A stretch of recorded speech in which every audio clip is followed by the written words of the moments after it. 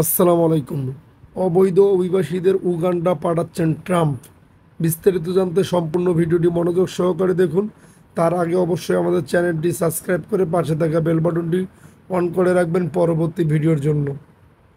অবৈধ অভিবাসন নিয়ন্ত্রণের কঠোর নীতির অংশ হিসেবে হন্ডুরাস ও উগান্ডার সঙ্গে দ্বিপাক্ষিক চুক্তি স্বাক্ষর করেছেন মার্কিন প্রেসিডেন্ট ডোনাল্ড ট্রাম্প। নতুন এই চুক্তি অনুযায়ী নিজেদের নাগরিক নন এমন অভিবাসীদের গ্রহণ করতে সম্মত হয়েছে দেশ দুটি।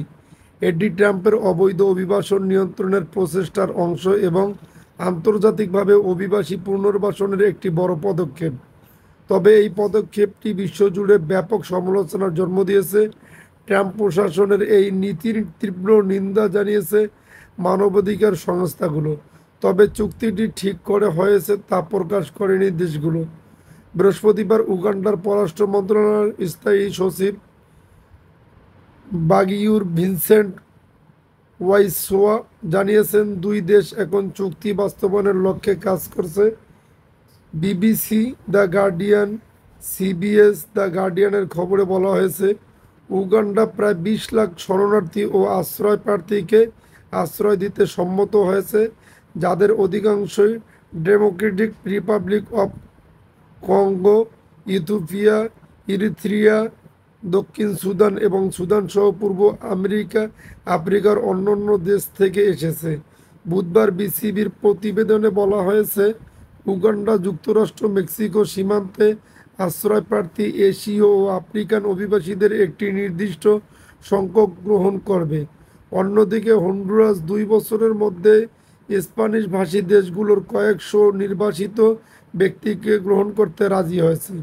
তবে চুক্তিতে বলা হয়েছে, এই অভিবাসীদের কোনো অপরাধমূলক রেকর্ড থাকা চলবে না। চুক্তি অনুযায়ী মোট কতজন পুনর্বাসিত হবে তা এখনও স্পষ্ট নয়। ট্রাম্প প্রশাসন বিভিন্ন মহাদেশের একাধিক দেশের সঙ্গে একই ধরনের নির্বাসন চুক্তি করার জন্য চাপ প্রয়োগ করছে।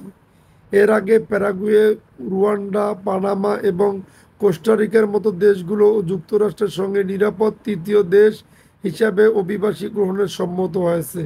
ট্রাম্পের দ্বিতীয় মেয়াদের নির্বাচনী প্রচারণার অন্যতম প্রধান প্রতিশ্রুতি অবৈধ অভিবাসীদের বিতরণ। চলতি বছরের জানুয়ারিতে ক্ষমতা গ্রহণের পর থেকেই এই লক্ষ্য বাস্তবায়নে মরিয়া হয়ে উঠেছেন তিনি। সম্প্রতি মার্কিন সুপ্রিম কোর্টের এক রায়ে প্রশাসনকে অভিবাসীদের তাদের নিজ দেশ ছাড়ার জন্য কোনো দেশে নির্বাসিত করার অনুমতি দিয়েছেন, তা এই নীতি বাস্তবায়নের পথকে আরও সুগম করেছে। মানবাধিকার সংস্থাগুলো ট্রাম্প প্রশাসনের এই নীতির তীব্র নিন্দা জানিয়ে বলেছেন, এই ধরনের চুক্তির ফলে আশ্রয় প্রার্থীদের এমন দেশে পাঠানো হতে পারে যেখানে তাদের জীবন ও নিরাপত্তা মারা যাওয়ার ঝুঁকির মধ্যে পড়বে। এই নীতিকে আন্তর্জাতিক শরণার্থী আইনের লঙ্ঘন বলে অভিহিত করেছেন অনেকেই। সমালোচকদের সমালোচকরা বলেছেন, অভিবাসীদের রাজনৈতিক খেলায় ব্যবহার করা হচ্ছে।